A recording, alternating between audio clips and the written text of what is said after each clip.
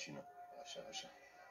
Bucuria oamenilor însă este una extraordinară și trebuie să remarcăm că au fost peste 50.000 de oameni la Arena Națională. Vom vedea și defilarea aceea prin oraș. Sunt convins că vor fi și acolo oameni. Făceam și o comparație până la urmă, acum să nu se supere prietenii mei dinamoviști, dar mă uitam cum arăta Arena Națională. Erau 6.000. Bine, dar Dinamo joacă fără miză, nu e corect să compari. Dinamo poate să umple Arena Națională la un meci pentru titlu. Și le doresc să nu umple. Adică doresc tuturor echipelor care au pierdut lupta de acum, apropo și de coregrafie, eu cred că orice echipă din FCSB, București umple Arena Națională.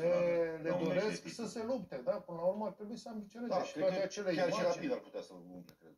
Nu chiar și Rapid. Rapid, Dinamo și FCSB. Cum se în ordine asta? Chiar și Rapid, pentru că e mai puțin popular.